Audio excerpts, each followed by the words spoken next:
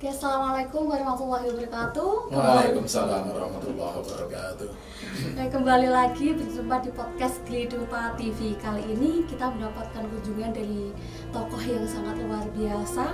Kami ucapkan selamat datang di SMP Negeri 2 Tangerang dalam acara podcast Glidupa TV. Bapak, ada tokoh Kepala Kantor Kemenak Kabupaten Semarang Provinsi Jawa Tengah, Bapak Dr. Andes Nurudin MPDI. Selamat datang Bapak. Dan juga ada Ketua Komite SMP Negeri 2 Tangerang, Bapak Amin Nurbaidi SAG MPDI. Kami ucapkan selamat datang juga Bapak. Pada kesempatan ini kita akan berdiskusi, berbincang-bincang dengan kedua tokoh kita yang sangat hebat-hebat dan juga sangat menginspirasi bagi kita semuanya.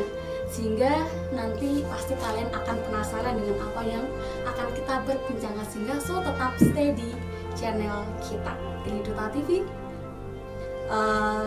Selama ini kan di dalam sistem pendidikan nasional yang ada di Indonesia, bahwasanya pendidikan agama hanya dilakukan melalui kegiatan pembelajaran. Pada KTSP 2006 dialokasikan 2 jam mata pelajaran, terus pada kurikulum 2013 itu dialokasikan menjadi 3 jam.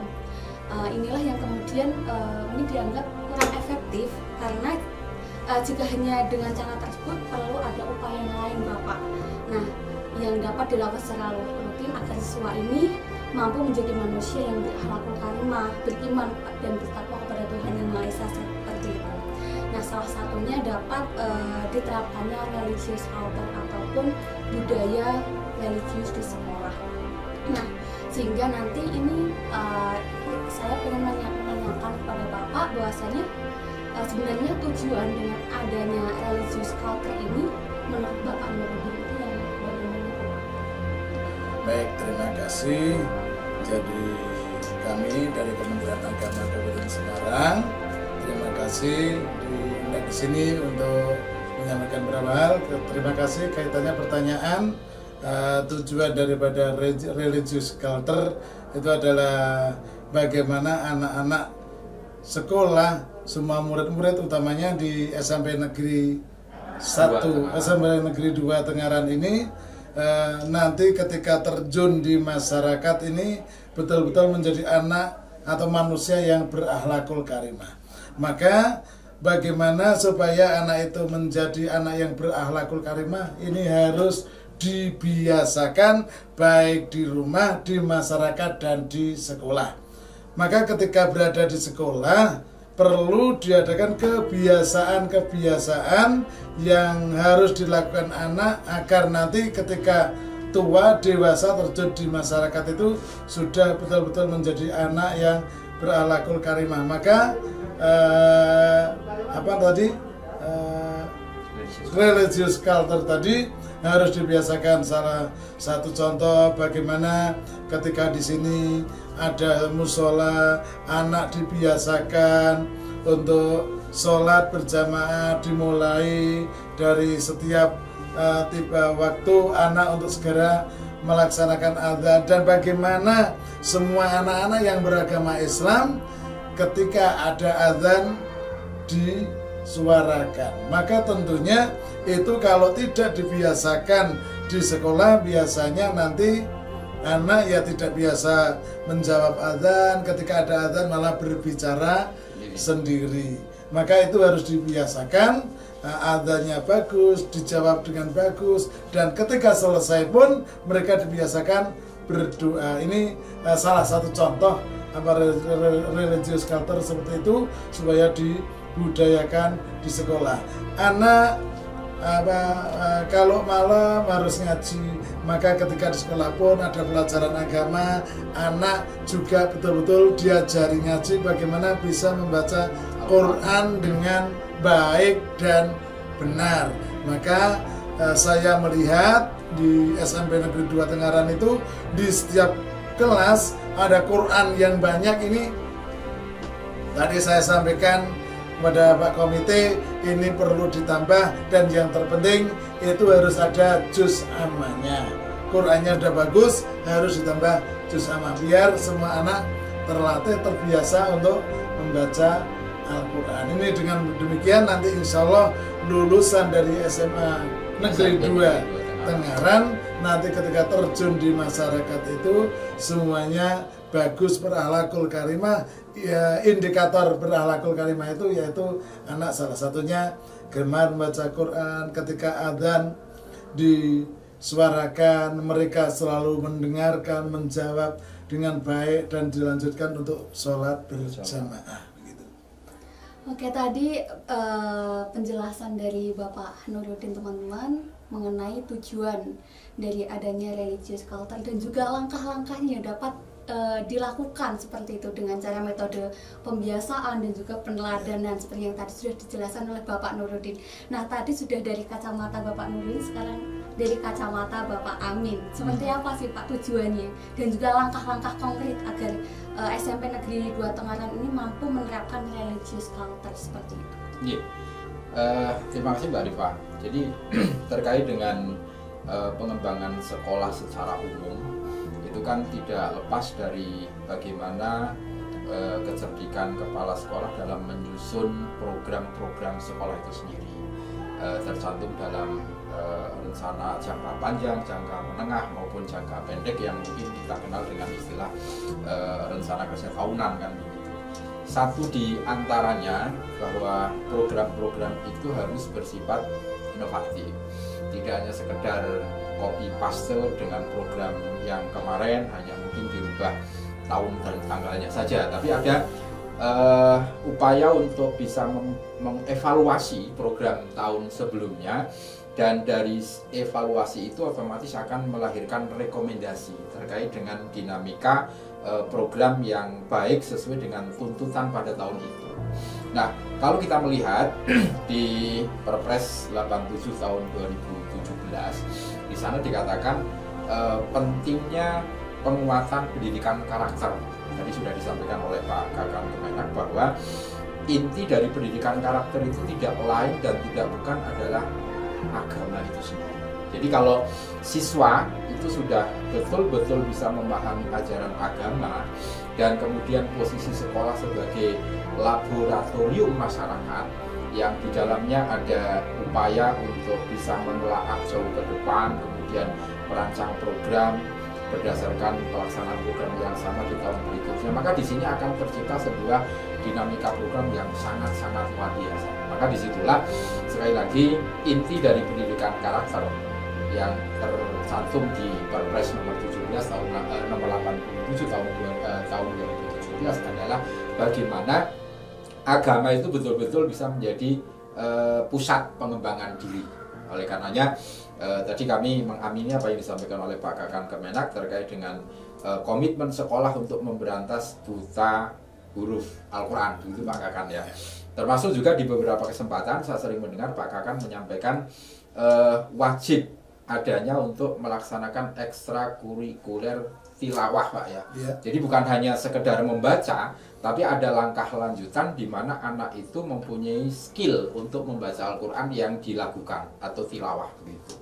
Karena saat ini kita agak melihat generasi-generasi Quran sekarang ini untuk tilawah masih kurang. Nah inilah jadi beberapa poin terkait dengan religious culture. Kalau di SMP Negeri 2 Tengaran ini lingkungan sekitar hijau, banyak pondok pesantren dan iklim keagamaannya juga bagus. Namun ketika itu tidak dioptimalkan dalam kemitraan di pengembangan sekolah, maka ke depan akan istilah Jawanya itu kepaten obor begitu ya. Jadi ini hal yang harus kita modifikasi sedemikian rupa oleh insan pendidik di Negeri Duta atau Negeri 2 Tengaran ini, sehingga keberadaan SMP Negeri 2 Tengaran itu bisa betul-betul menjadi mitra pas orang tua dalam mendidik putra-putrinya. Jadi salah satunya ketika lulusan SMP Negeri 2 Tengaran itu kalau dengar adzan itu segera sakit-sakit langsung sholat misalnya begitu. Antara maghrib dengan isya itu tidak ada aktivitas nonton TV selain di situ misalnya ngaji, belajar ataupun yang lain. Nah inilah mungkin pembiasaan grand design seperti ini yang mesti harus terpatri di SMP Negeri 2 Tengaran, sehingga apabila hal ini sudah biasa dilakukan di sekolah dengan pemantauan guru agama, terkait dengan nilai dan lain-lain, maka secara otomatis anak itu akan terkondisikan, nanti di rumah pun akan seperti itu. Maka disinilah kepercayaan masyarakat akan semakin meningkat kepada SMP Negeri 2 Tenganan, dan di sini secara tidak langsung nanti SMP Negeri 2 Tenganan mempunyai kesempatan untuk menyeleksi begitu ya, karena banyaknya pendaftar. Konon informasi dari Humas bahwa SMP Negeri 2 Tenganan tahun ini itu yang daftar itu melebihi dari kapasitas yang ada. Maka di sini ketika ada seleksi-seleksi demikian rupa, dan mungkin Pak Kakak juga bisa menyarankan suatu ketika anak yang bisa masuk ke sini atau lulus ke sini itu Al-Quran bisa menjadi sebuah instrumen atau alat untuk menilai kompetensi anak itu sendiri. Kayaknya begitu Mbak Rifa. Oke. Yeah. Kalau begini Bapak, lalu bagaimana jika di suatu sekolah dan di SMP Negeri 2 Tenganan ini ya, ini kan tidak semuanya beragama Islam, ada yang beragama non-Muslim seperti itu. Bagaimana cara mengatasi hal tersebut sehingga tetap terlaksana ini religious culture-nya, Pak, bisa membudayakan religious culture seperti itu. Pak Kak? Oke. Jadi kita orang Indonesia yang mana orang Indonesia itu kan agama yang ada dalam undang-undang kan ada 6 agama yang diizinkan di Indonesia. Nah, salah satunya Islam. Maka ketika anak sekolah itu masuk sekolah boleh beragama pun, yang penting 6 agama itu. Nah, salah satunya Islam. Maka tentu saja pertanyaan Mbak Rifa tadi yang menanyakan bagaimana kalau di antara banyak siswa itu ada yang beragama non-Muslim, misalnya Kristen, bisa Katolik, bisa Hindu, bisa Buddha, bisa Konghucu. Maka disinilah di setiap sekolah kan ada guru-guru agama. Kalau yang beragama Islam diajar oleh guru agama Islam, yang beragama Kristen diajar mereka guru yang beragama Kristen, dan seterusnya. Maka untuk membiasakan religious culture ini melalui guru-guru agama ini untuk diberi kewajiban-kewajiban bagaimana anak bisa melaksanakan dengan baik dan nanti menjadi kebiasaan anak-anak. Salah satu contoh tadi yang diinginkan oleh Pak Komite ya, dan itu keinginan kami juga di Kabupaten Semarang itu agar bagaimana semua anak itu pinter membaca Al-Quran, dan bukan hanya yang dibaca begitu saja, tetapi bagaimana anak bisa membaca dengan ya bahasa kasarnya dengan dilakukan, atau kami sering menggunakan istilah pembelajaran qiraah atau belajar seni baca Al-Quran. Dan ini sudah saya wajibkan semua guru agama Islam untuk membuat pelajaran ekstrakurikuler seni baca Al-Quran agar semua anak bisa membaca Al-Quran dengan baik. Dan bagi anak yang mempunyai jiwa seni dan ingin meningkatkan kualitas bacaannya, ada dalam kegiatan itu yang akhirnya nanti berujung ketika mereka terjun di masyarakat, mereka itu bisa membaca Al-Quran dengan baik, indah, dan benar. Maka ketika ada acara-acara baik tingkat RT, tingkat RW, tingkat desa atau kelurahan, tingkat kecamatan, sampai tingkat kabupaten, ada bacaan ayat-ayat suci Al-Quran yang mana itu sekarang sudah mulai luntur ya di kegiatan-kegiatan kita. Walaupun yang hadir semuanya Muslim, tapi ternyata tidak ada pembacaan ayat-ayat suci Al-Quran. Ini salah satunya untuk mengatasi, walaupun siswa SMP Negeri 2 Tenganan itu banyak, mungkin 5 agama itu semua ada. Kalau Konghucu ini biasanya para Cina-Cina, Pak Amin. Di sini tidak ada Cinanya ya, semua Jawa. Tapi kalau Jawa biasanya 5 agama itu semuanya ada. Nah, maka untuk guru agama Islam ya supaya mengajarkan kaitannya dengan pelajaran agama Islam. Bagi yang Kristen pun, guru agama Kristen, ya saya sarankan bagaimana mereka membiasakan pelajaran agama Kristen, dan bagaimana ketika anak-anak beragama Kristen itu juga berkualitas, misalnya dengan nyanyian-nyanyian rohaninya dan sebagainya. Itu salah satu untuk mengatasi banyaknya perbedaan yang ada di SMP Negeri 2 Tengaran dan sekolah-sekolah lainnya. Terus bagaimana dari Bapak Amin? Jadi kalau kita memahami kemajemukan di Indonesia itu kan sebuah keniscayaan bahwa Indonesia bukan negara Islam, artinya negara yang di situ memberikan kebebasan kepada warga masyarakatnya untuk memeluk agama sesuai dengan keyakinannya, dan itu dilindungi oleh undang-undang, di mana kalau kita ingat mungkin ada pasal 29 ya Undang-Undang Dasar tahun 1945, bahwa setiap warga negara berhak meyakini atau menganut agama dan menjalankan sesuai dengan ajarannya. Nah, kemudian dalam hal ini ketika tadi ada religious culture, kebetulan di sini mayoritas beragama Islam, terus kemudian melaksanakan kegiatan-kegiatan agama, itu bukan berarti menghalangi penganut agama yang lain. Tadi Pak Kakan sudah menyampaikan bahwa silakan guru agama Katolik, guru agama Kristen Protestan, guru agama Buddha, guru agama Hindu, bahkan guru agama Konghucu, silahkan membuat grand design atau program pembiasaan agama sesuai dengan ajarannya itu apa saja. Nah, setelah itu betul-betul menjadi sebuah program sekolah yang secara konsisten itu dilakukan, dan dalam periode tertentu kita evaluasi.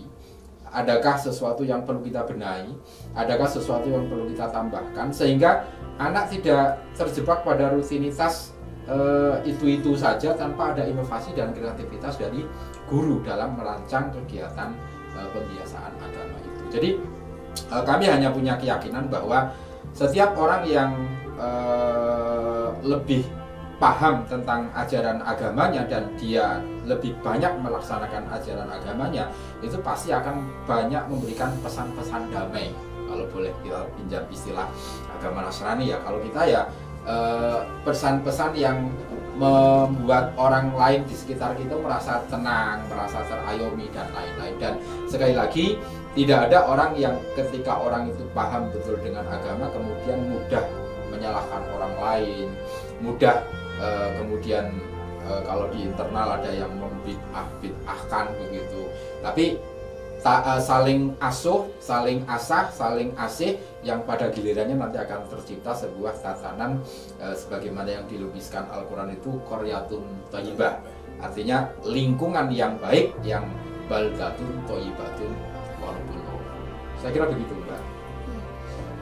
Jadi mungkin jika pendidikan agama Islam ini masih konvensional, lebih menekankan pada proses how to know, how to do, ada how to be, maka pendidikan agama Islam ini bisa berwawasan multikultural seperti itu Pak ya, sehingga menambahkan proses how to live and work together with others. Nah, sehingga dengan demikian jika agama ini sebagai tradisi Islam dalam sekolah secara sadar dan juga tidak langsung, ketika warga sekolah ini tradisi-tradisi yang sudah diterapkan seperti pembiasaan, kemudian peneladanan melalui program-program kerja yang tadi sudah disampaikan oleh Bapak Ami Nurhidi, dan juga evaluasi ataupun pemantauan dari Bapak Ibu guru, sehingga warga sekolah ini mampu melaksanakan ataupun sudah melaksanakan ajaran agama itu sendiri.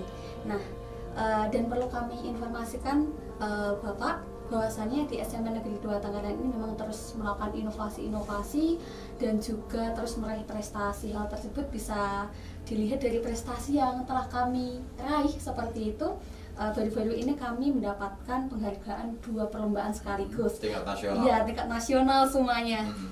Yang pertama ada FGLSN, Forum Gerakan Literasi Sekolah Nasional, itu kita mendapatkan juara 1, dan juga ada GSR ataupun Green School Ranking yang diadakan oleh UNES, dan alhamdulillah kita mendapatkan peringkat kedua.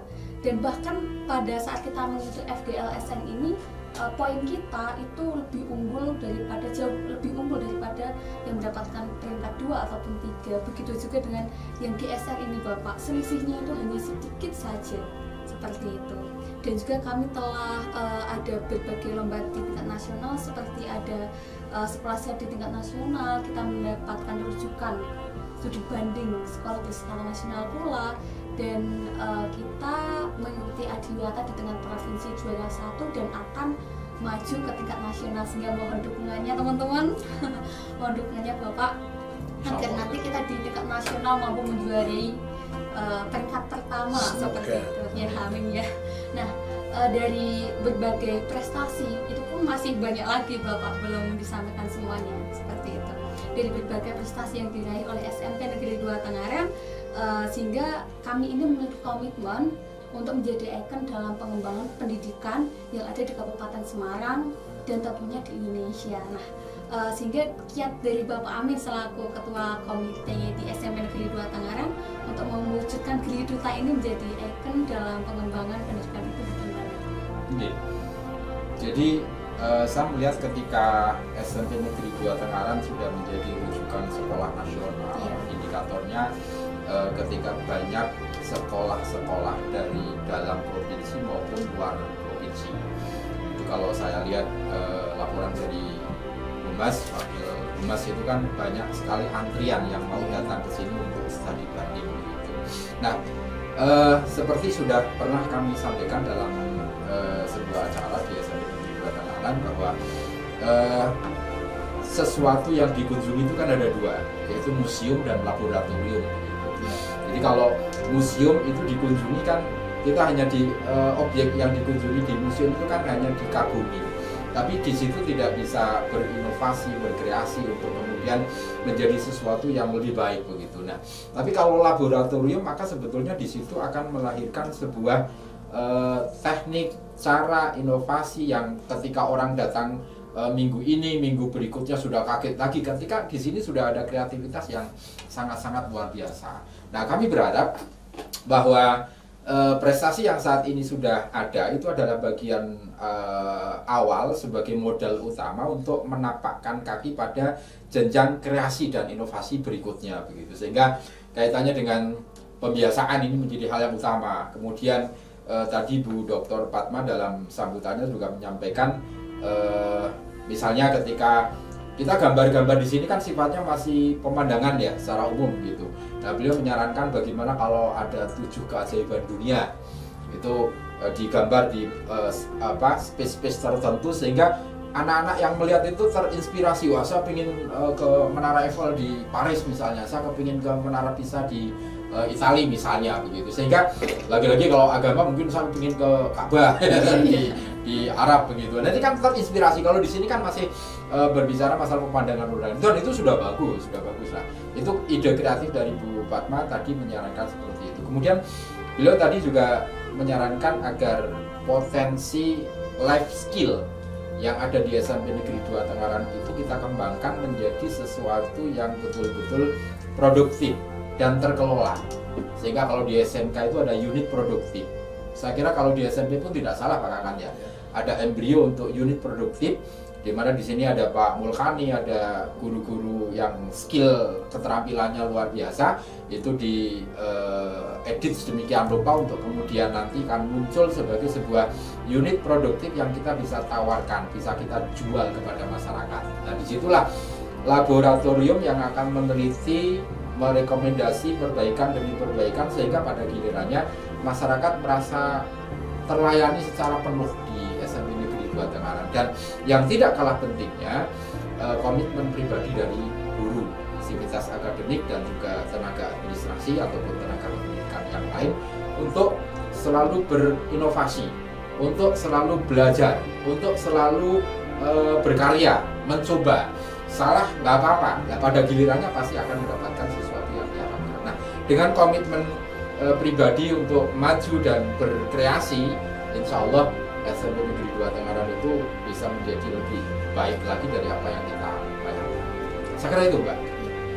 Melihat dari prestasi dan juga mungkin ya prestasi-prestasi tadi Bapak, harapan dari Bapak Nurudin untuk SMP Negeri 2 Tangerang itu seperti apa, dan juga saran dari Bapak agar kita mampu menjadi prototipe pengembangan pendidikan di wilayah Kabupaten Semarang dan di Indonesia seperti itu.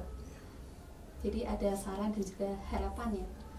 Oke, dengan banyaknya kejuaraan di SMP Negeri Tangerang yang baru saja diterima, yang Mbak Rifa sampaikan tadi, salah satu diantaranya adalah menjadi juara literasi tingkat nasional. Itu menjadi sorot pandang masyarakat di Kabupaten Semarang, khususnya Jawa Tengah pada umumnya.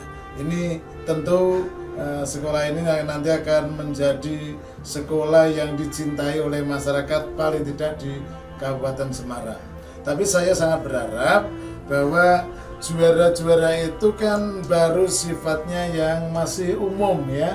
Jadi kaitannya dengan literasi, sekolah sehat, terus adiwiyata. Nah, saya sangat berharap bahwa SMP Negeri Tangerang ini bukan hanya dicintai oleh anak-anak SD saja, sehingga nanti yang daftar ke sini hanya lulusan SD saja.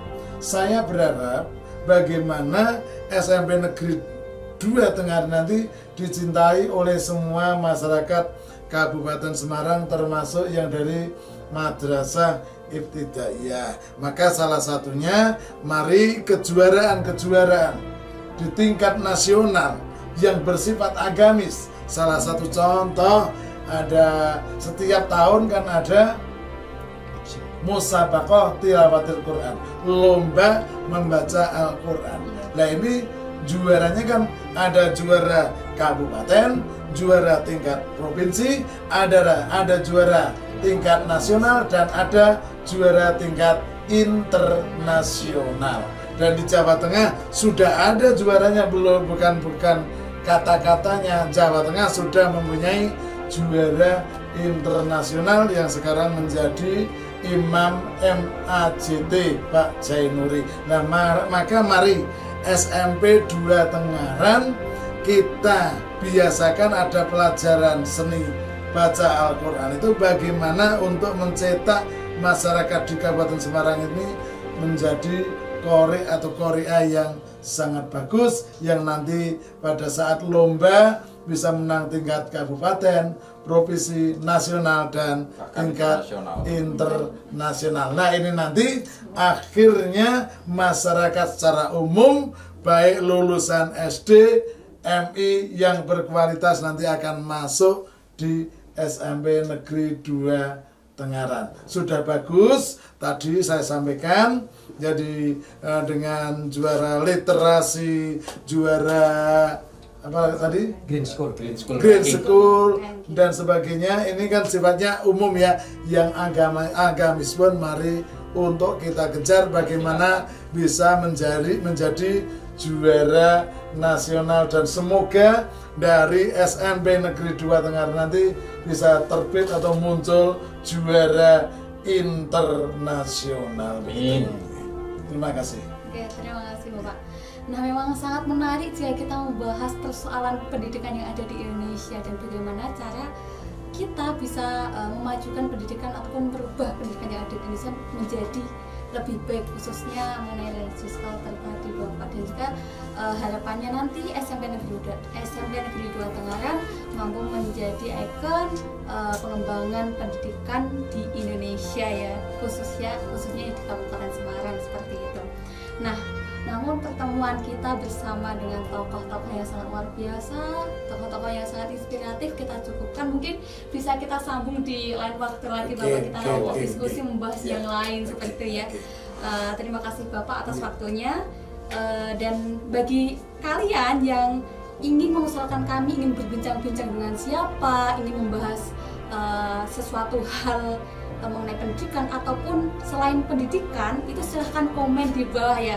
Kami tunggu komen kalian, dan jangan lupa dukung channel kami Gridula TV dengan cara subscribe dan juga like dan juga komen, dan jangan lupa tombol lonceng, karena nanti kalian akan mendapatkan notifikasi di HP kalian masing-masing, sehingga ketika nanti Giliduta TV upload sebuah video ataupun yang lainnya, nanti kalian akan tahu sehingga bisa langsung nonton kami seperti itu. Mungkin itu yang dapat kita sampaikan. Terima kasih. Wassalamualaikum warahmatullahi wabarakatuh. Waalaikumsalam warahmatullahi wabarakatuh.